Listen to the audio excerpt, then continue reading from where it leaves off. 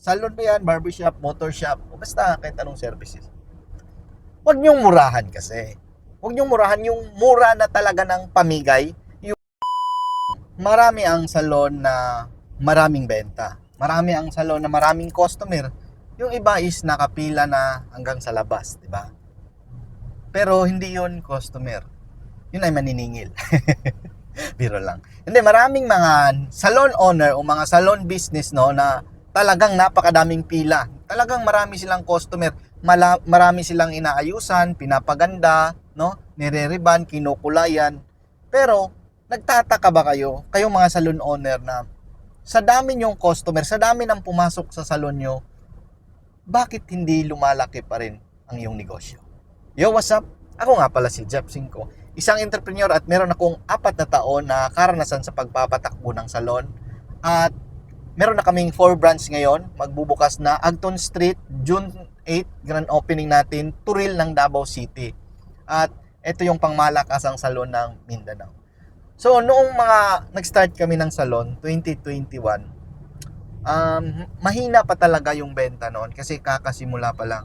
Kaya tinadtad namin sa marketing. Hanggang sa nakapagdagdag na kami ng branch, no? Meron na kaming 4 ngayon na branch. At balak namin tong palakin, hindi lang isa, hindi lang 4, hindi lang 10, basta marami. Oh.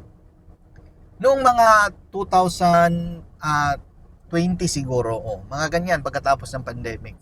Meron din kaming kaibigan na nag-start ng salon, mga 2021 pagkatapos pala ng pandemic, sorry. Meron kaming kaibigan na nag-start ng salon, hindi rito, doon sa malayo sa kanila parang Surigao, bandang Surigao siguro yon. Tapos, nung nag-start na siya ng salon, business niya, malakas, nagpo-post siya online, marami akong nakikita. Post, maraming benta, talagang nakapila. Tapos, ayun, okay naman, kumita, inabot ng mga 1 taon, 2 taon, tuloy-tuloy pa rin yung business niya. Pero isa sa mga nakapagtataka, halos magkasabay lang kami nag-start, di ba? 2021. Bakit hindi lumalaki yung salon niya? Bakit hindi lumalaki yung business niya? At nabalitaan ko last 2 years, nabalitaan ko nag-close na pala, nagsarado yung salon niya. Nagsarado yung business niya. Kasi ito yung pinaka-main nga dahilan, no? Sa mga salon owner diyan na meron namang benta, dami namang customer, pila-pila, di ba? Dami ring sales, daming ganda ng pasok ng benta. Pero magkaiba ang benta at kita. Para sa mga salon owner to, intindihin niyo tong mabuti. Magkaiba ang benta at kita. Ang benta, ito yung benta, gross sales. Yung kita, ito yung natitira pagkatapos ng benta. Bawas na yan, expenses, lahat ng expenses. So yung iba, maraming benta. Pero walang natitira. Bakit? Ito ang napapansin ko. Kadalasan sa mga salon owner o mga business owners, mga lasinggero. hindi lasinggero. Kadalasan sa mga salon owner, mga business owners dyan na may-ari ng salon, is yung presyo. Ito yung pinakababantayan nyo pag magtayo kayo ng services. Salon ba yan, barbershop, motor shop, o basta kahit anong services. Huwag nyong murahan kasi. Huwag nyong murahan yung mura na talaga ng pamigay, yung nagtatawag ka na sa daan na parang pinamigay mo, parang sinabi mong libre yung serbisyo mo. Dahil experience namin yan. Nung nag-start kami 2021, hindi pa ganun kamahal yung presyo namin. Alam mo bang, ito yung katotohanan na, pera sa tinamaan na, masakit pa naman. Yung presyo namin dati is below 1,000. Palagay ko mga 6,900, ganon. Tapos, naka-promo ka. Ngayon, yung 699 mo or 799, tatawaran yan. Ibababa yan ng mga 499. Bababa yan. So, tingin ko dyan, sa compute ko dyan, magkano na lang natitira sa isang customer? Malamang 50, malamang 100. Kasi babawasan pa ng kuryente, nakabukas ka ng aircon. Tapos, tauhan mo pa, sahod pa nila. Tapos, taxes pa, 50 na lang matitira. Mas maganda pa kung may 50. Pero, kadalasan yan yung ginagawa na presyuhan kasi pang masa. Ang mangyayari kasi, marami kang benta, di ba? Pero sa dulo, walang natitira. Kasi, kakainin yun ng inventory, ng sweldo, expenses, at kung ano-ano pa. Kaya, maraming salon owner o business owners na mga services na aabutin lang ng isang taon, yun, sarado na.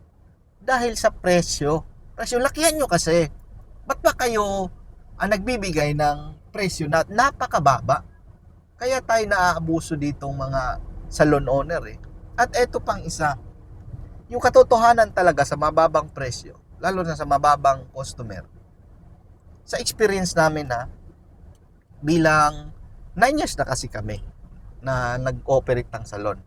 Pero, yung sarili naming salon, 4 na taon pa lang, mag-4 na taon. Kasi nung mga last 5 years is naging part owner kami o naging franchisor. So, kadalasan sa mga mababang presyo na customer mo, ito ang babantayin mo. Lagi to, experience namin to.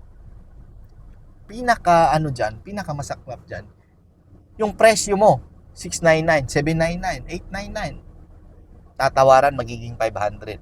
Ngayon, ang gagawin nila, yun na, pumasok na salon. Naayusan niya. Sumablay lang ng konti. Kahit konting lang, ipopost ka niya sa Facebook. Ipopost ka niya na walang kwenta yung services nyo. Ipopost ka niya na walang kwenta yung salon na yan. Ganyan sila kalala. Kaya, mahalan mo, taasan mo yung presyo. Yung iba kasi, binabase sa mura. Sino ba kasi nagpauso nitong magbenta sa masa? Sira ulo din yun eh. Magbenta sa masa. Kaya halos ng negosyante ngayon, kahit anong services pa yan, nag-uumpisa sa masa. At wala nang karugtong kasi walang pangarap. Ang totoo, hindi lalaki yung negosyo mo kung maliit yung profit mo, maliit yung kita mo, kaya lakihan mo yung markup mo. Anong pang reinvest mo dyan? Mangungutang ka. Doon, baon ka. Feeling mo may branch, maraming branch, pero sagad sa utang. So, yan yung maipapayo ko sa mga business owner, sa mga salon owner, o sa mga nagnegosyo ngayon na services, na wag nyong murahan, no? Wag nyong murahan. Murahin nyo. biro lang. Wag nyong murahan. Taasan nyo yung presyo. Kahit hindi gaanong mataas, basta compute nyo pa rin na merong matitira sa dulo. Merong matitira. Hindi yung ang busy ngayon, post sa social media, ang daming benta, ang saya-saya, talagang happy na happy. Pero pagdating ng isang buwan, ng katapusan, walang natira, no? Ito experience namin to. Noong 2018, nagtayo ako ng parisan, no? Matagal yun, inabot ng 5 years siguro, o mga 5 taon. Alam nyo bang kalokohan namin dyan? Ang dami namin benta, busy ako, grabe, saya-saya ko, pagod na pagod kami. Grabe, sagaran talaga. Pero, ano bang nakakatawa? Alam nyo nakakatawa? Nung pagkabilang ko ng kinagabihan, pagod na pagod kami, busy yung buhay namin. Yung natira sa amin, yung benta namin magkano? Hindi pa umabot ng 5,000. Hindi pa umabot ng 5,000. Pagod na pagod pa kami. Tapos yung preparation na napakatagal. Tapos, ang mas malala, hindi na nga umabot ng 5,000, yung markup ko pa doon, nasa 10% lang. 10% sa bawat product. Ganun siya kalala. Kaya, anong nangyari sa negosyo ko? Hulaan yun, no? Yun ang hulaan. Alam nyo na yun. Nalugi na, syempre. Nagsarado na. So, isa sa mga aral ko, natutunan ko na may bahagi ko sa inyo, na kung gusto nyong palaki ng iyong negosyo, no? Una, mangarap kayo, syempre. Pangalawa, taasan nyo yung presyo nyo. Kailangang may matira sa bawat produkto, may matira sa bawat serbisyo, may matira sa dulo. Kasi wala kayong gagamitin kung walang matira. Totoo yan. Comment ka kung sasabihin mo ngayon hindi totoo. Comment ka ngayon, hahamunin ka ta. Kung merong natira dyan, edi pasalamat ka na rin. Utang naman. Biro lang. So yan lang masasabi ko kasi isa sa pinaniniwalaan ko, kung gusto mong mapalaki yung negosyo, kailangan may pangarap ka, syempre. Pangarap mong palakin.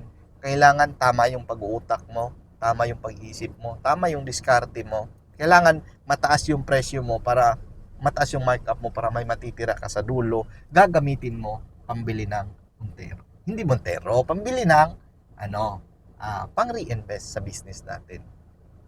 At ito, huwag niyong kakalimutan na kung gusto niyo umasenso, kung gusto niyo magtagumpay, kung gusto niyo mapalaki yung negosyo, trabahuin niyo. Alam ko maraming problema dyan dahil experience ko yan, pero wala nang ali-alibay dyan. Trabahuin niyo, gusto mo yan, gustuhin niyo, at dapat masaya ka dyan. Siyempre, kasi pag hindi ka masaya, ayaw mo yan. Yan lang. At ako si Jeff Cinco. Like and follow kung gusto mong matuto sa pagpapalaki ng negosyo dahil sabay-sabay tayo. At meron na kaming 4 na branch ngayon. Wala pang 4 na taon na. At balak kong magbukas ng isa pang branch ngayong taon na to. Siguro mga bandang October. So, sama-sama tayo. Like, follow. At huwag kalimutang magdasal at magpasalamat sa buong may kapal. Tuturuan kita. Basta, follow mo lang ako. Bye-bye. Trabaho pa tayo.